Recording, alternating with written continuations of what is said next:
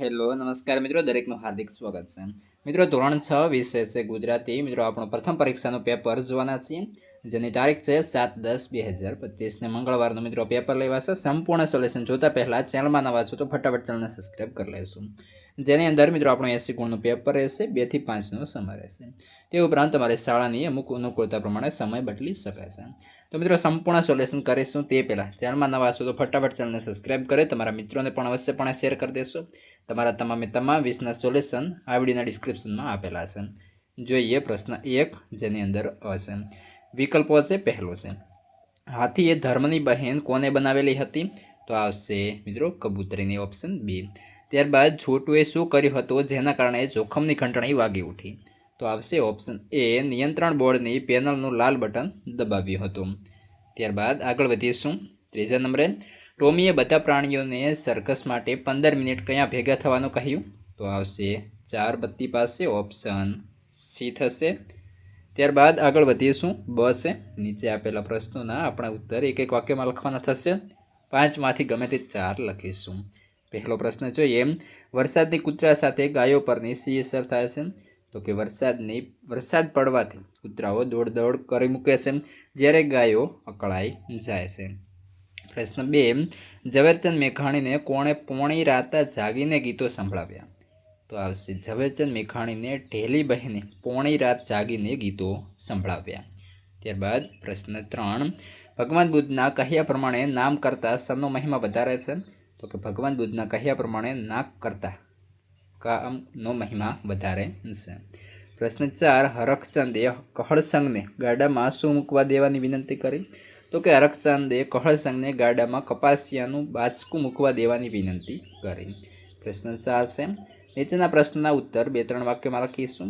પહેલો પ્રશ્ન, કાગડીએ નાતના પંચને શી ફરિયાદ કરી? કે તો કે કાગડીએ નાતના પંચ સમક્ષ ફરિયાદ કરી કે હાથીએ કોઈ કારણ વિના તેના ઈંડા ફોડી નાખ્યા અને તેના બચ્ચાઓને મારી નાખ્યા હતા. હાથીએ કરેલી આ ગંભીર ભૂલ બદલ ક્ષમા માંગવાની જગ્યાએ તે ગર્જના કરતો શાંતિથી ચાલી ગયો, તેથી કાગડીએ ન્યાય માટે પંચ સમક્ષ અપીલ કરી. પ્રશ્ન 2, મંગળ પરના લોકોનું જીવન જમીનથી નીચે સરળતાથી કેમ ચાલે છે? તો કે મંગળ પરના લોકોનું જીવન જમીનની નીચે સરળતાથી ચાલે છે, કેમ કે તેમણે યંત્રવિદ્યાની મદદથી જમીન નીચે કૃત્રિમ વાતાવરણ ઊભું કરેલું છે. યંત્રવિદ્યાની મદદથી સૂર્યપ્રકાશના ઉપાયોથી ત્યાંના લોકોનું જીવન સરળ બનાવ્યું છે. પ્રશ્ન 3, પાપક મનમાં શા માટે મૂંઝાતો હતો? તો કે પાપક મનમાં મૂંઝાતો કે તેની ફોઈએ શું જોઈને તેનું નામ પાપક પાડ્યું હશે? એ વિચારતો કે પાપક કેવું ખરાબ નામ છે, માણસોના કેવા સુંદર નામ હોય છે, અને મારું નામ પાપક તે કોઈનું નામ હોતું હશે? મિત્રો વિડીયોને ખાસ લાઇક કરી તમારા મિત્રોને અવશ્યપણે શેર કરી દેશો. જોઈએ ડ છે, જેની અંદર આપણે ઉત્તર 3-4 વાક્યોમાં લખીશું. ગમે તે 2 પ્રશ્નમાંથી એક પ્રશ્ન લખવાનો થશે. પહેલો પ્રશ્ન, ઢીલિયા ઘોડાની વાત સાંભળી બધા પ્રાણીઓ ભાગવા લાગે છે, ત્યારે ટોમી શું કહે છે? તો કે ઢીલિયા ઘોડાની વાત સાંભળી બધા પ્રાણીઓ ભાગવા લાગે છે, ત્યારે ટોમી તેમને રોકે છે અને કહે છે, ઊભા રહો ગૌરી, તું બીમાર પડી હતી ત્યારે ડૉક્ટરને કોણે બોલાવ્યા હતા? કાળું તમને ઉલટીઓ થઈ રહી હતી ત્યારે દવા કોણે આપી હતી? શું હવે એ બધા પર મુશ્કેલી આવે તો આપણે તેમને છોડીને ભાગી જઈએ? જે આપણને ઝઘડો ન કરવા સલાહ આપે છે તેને શું આપણો ઝઘડો કરવા દેવા જોઈએ? જરા મારા વહાલા વિદ્યાર્થી મિત્રો, તમે આ જે વિડીયો જોઈ રહ્યા છો તેને થોડું આમ નીચે કરવાનું થશે, અને આપણે ચેનલ જે છે મિત્રો ખાસ તેને સબસ્ક્રાઈબ કરી અને બાજુમાં જે હાઈપનું બટન આપેલું છે તેના પર એક વખત સિમ્પલી ક્લિક કરી દેવાનું છે. ક્લિક કરશો એટલે તમને જે હાઈપનું હોય એ ઓપ્શન આપશે, તેના પર તમારે એક વખત મિત્રો હાઈપ આપવાની થશે. વિચાર કરો. ત્યારબાદ આગળ છે પ્રશ્ન 2, જેની અંદર MCQs. પહેલો પ્રશ્ન, કવિની હોડીને કોણ હંકારશે? તો કે ઓપ્શન ડી, ઈશ્વર. પ્રશ્ન 2 છે, દક્ષિણ દિશામાં ગુજરાતની રક્ષા કોણ કરે છે? Option B, Kunteshwar Mahadev. ત્યારબાદ મિત્રો આગળ જોઈએ. બ છે, જેમાં આપણે એક એક વાક્યમાં ઉત્તર લખીશું. 3 પ્રશ્નો છે. પહેલો પ્રશ્ન, ઈશ્વર કયા સ્વરૂપે સોગાદ આપે છે? તો ઈશ્વર ફૂલના રંગ અને તેમની સુગંધ સ્વરૂપે સોગાદ આપે છે. પ્રશ્ન 2, ગરવી ગુજરાત એટલે શું? તો કે ગરવી ગુજરાતનો અર્થ વિશાળ ગૌરવશાળી ગુજરાત એવો થાય છે. પ્રશ્ન 3, તડકી છાંયડીનો અર્થ શું થાય છે? તો કે તડકી છાંયડીનો અર્થ જીવનમાં આવતા દુઃખ અને સુખ થાય છે. પ્રશ્ન આગળ છે ક, ઉત્તર આપણે લખીશું 2-3 વાક્યની અંદર. 2 પ્રશ્નો લખવાના છે. પહેલો પ્રશ્ન, पर्वत तारा काव्य में कवि प्रकृतिना कया कया तत्वों में ईश्वरना दर्शन करे छे? तो कि कवि पर्वत, सरोवर, दरियो, वृक्षों, मेघधनुष्यना रंगों, झरना, फूलों, पतंगिया, कोयल, बुलबुल, सिंह, वाघ, सूर्य, चंद्र, तारा, अगिया, भमरा, मोरना टहुका वगैरह ईश्वरना दर्शन करे छे। प्रश्न 2, कविए प्रेम भक्तिनी रीत शीखववानुं केम कह्युं हशे? तो कि प्रेम अने भक्ति ए गुजरातना गौरवना पायाना तत्व छे। प्रेम भक्ति वडे जीवन जीववानी साची जीवनशैली शीखवा मळे छे, तेथी कविए प्रेम भक्तिनी रीत शीखवानुं कह्युं छे। आगळ जोईए मित्रो, अर्थभेद लखवाना थशे। 3 मांथी गमे ते 2 लखीशुं। पहेलो पहला अने पहला, तो आ पहेलो ए प्रथम थशे, ज्यारे आ पहला ए प्रथम एटले के पहला ए पूर्व थशे। बीजा नंबरे छे पाणी अने पाणी, तो पहेલું पाणी छे ए जळ थशे, बीजुं पाणी ए हाथ थशे। त्यारबाद खोटो विकल्प छे कि साचो वाक्य बनाववानो छे।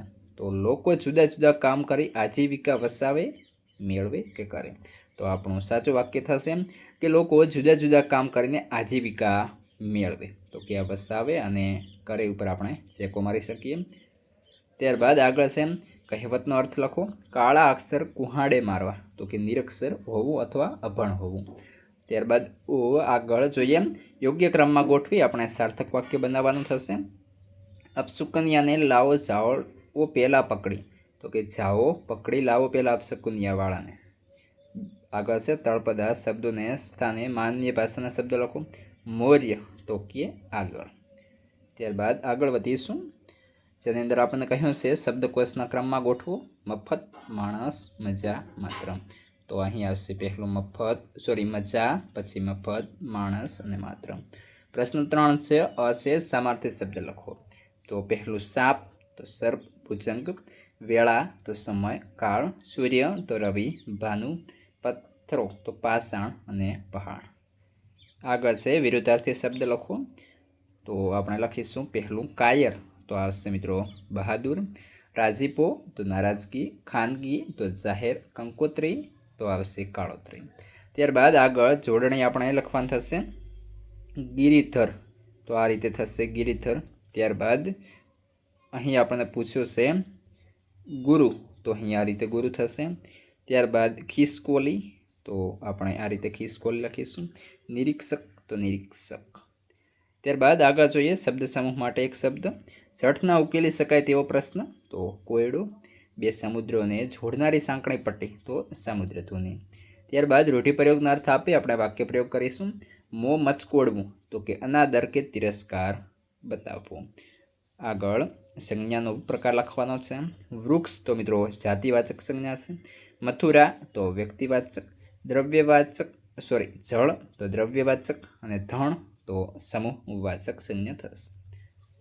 आगळ वधीए, जेनी अंदर आपणे विशेषण शोधी लखवानुं थशे। तळावमां सुंदर माछली तरे छे, तो सुंदर ए आपणुं विशेषण थशे। आगळ छे क्रिया विशेषण, तो के रविना धीमे धीमे चालती हती, तो धीमे धीमे क्रिया विशेषण छे।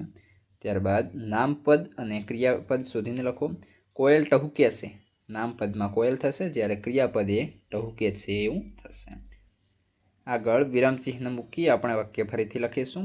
जेमां अमे बजारमांथी चा, खांड, गोळ अने मसाला खरीद्या, तो के अमे बजारमांथी चा, पछी विरामचिह्न हशे, खांड, गोळ अने मसाला खरीद्या। आगळ वधीए, जेनी अंदर आपणे कह्युं छे मुद्दाओने आधारे वार्ता लखो અને યોગ્ય શીર્ષક આપો। તો સરસ મજાના અહીં આપણને મુદ્દાઓ આપ્યા છે, તેના આધારે આપણો મિત્રો શીર્ષક થશે જેવા સાથે તેવા। અને વાર્તા જોઈએ તો કે એક વખતની વાત છે, એક કરિયાણાની દુકાનમાં એક ગ્રાહક ખાંડ લેવા આવ્યો। દુકાનદાર લોભી અને લુચ્ચો હતો, તે ગ્રાહકને ખાંડ તોડીને આપતો ત્યારે એ થોડી ખાંડ ઓછી આપતો। ગ્રાહકે ધ્યાન આપ્યું અને પૂછ્યું, ભાઈ ખાંડ ઓછી કેમ તળો છો? દુકાનદાર નિર્લજ્જપણે બોલ્યો, તમે ચિંતા ન કરો, આમ કરવાથી તમારે વધારે ઊંચકવું નહીં પડે। ग्राहक चतुर हतो, तेणे पैसा ओछा आप्या। दुकानदार गुस्सेथी बोल्यो, अरे पूरा पैसा आपो। ग्राहक हसीने बोल्यो, भाई चिंता न करो, आम करवाथी तमारे वधारे पैसा गणवा नहीं पड़े। बोध, तो के जेवा साथे तेवा थवुं पड़े। त्यारबाद मित्रों आगळ आपणे कह्युं छे नीचेनी जे पंक्तिओ अथवा कहेवतो अथवा सुवाक्यने विचार विस्तार करो। पहेलो छे विपत पड़े ना वलखीए, वलखे विपत न जाय, विपते उद्यम कीजिए, उद्यमे विपत्ते खाय। तो आपणे तेने समजीशुं। તો કે આ પંક્તિમાં કવિ જણાવે છે કે મુશ્કેલીના સમયમાં ગભરાવું કે વલખા મારવા યોગ્ય નથી. વિપત્તિ સામે લાચાર થઈને બેઠા રહેવાથી સમસ્યા દૂર થતી નથી. આવા સમયે હિંમત રાખીને ઉદ્યમ કરવો જોઈએ, કારણ કે મહેનત જ મુશ્કેલીને હરાવે છે. ઘણા લોકો દુઃખ આવતા બીજાઓ સમક્ષ રડતા હોય છે અથવા નિરાશ થઈ જાય છે, પરંતુ તેઓ બીજા માટે હાસ્યપદ બને છે. નિરાશ ન થઈને જો આપણે પરિશ્રમ શરૂ કરીએ તો દુઃખ આપમેળે દૂર થઈ જાય છે. મહેનતનો કોઈ વિકલ્પ નથી. પરીક્ષામાં નિષ્ફળતા મળે કે વેપારમાં નુકસાન થાય ત્યારે હિંમત રાખીને પ્રયત્ન કરવો જોઈએ. બીજું છે સિંહને શસ્ત્ર શા, વીરને મૃત્યુ શા. તો સમજીએ તો કે આ વાક્યમાં સિંહ અને વીર પુરુષની તાકાત અને બહાદુરીનો મહિમા વર્ણવ્યો છે. સિંહ કદી શસ્ત્રના આધાર પર નહીં, પરંતુ પોતાની શક્તિથી જ મનમાં રાજ કરે છે. તેણે કોઈ શસ્ત્રની જરૂર નથી, કારણ કે પોતાના બળથી જ ભયંકર પ્રાણીઓને હરાવી શકે છે. એ જ રીતે સાચા વીરનો મૃત્યુનો ડર નથી હોતો.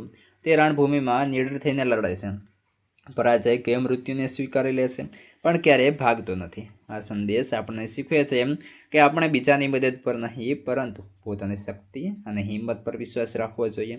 જીવનમાં ડર વગર આત્મવિશ્વાસ સાથે વીરતાપૂર્વક આપણે આગળ વધવું જોઈએ. ત્યારબાદ મિત્રો આગળ છે આપણે જેની અંદર નિબંધ છે, આશરે 20 વાક્યોમાં લખવાનો થશે. તો જેમાં મિત્રો વર્ષા ઋતુ સરસ મજાનો નિબંધ આપેલો છે. તો અહીં આપેલા નિબંધને તમે સારી રીતે એક વખત વાંચી લેશો, અથવા તો તમે તમારી રીતે પણ લખી શકો છો. તો મિત્રો મોસ્ટ ઇમ્પોર્ટન્ટ નિબંધ છે. ત્યારબાદ આગળ એક ફકરો આપ્યો છે. ફકરાના આધારે આપણે પ્રશ્નોના જવાબ આપવાના થશે.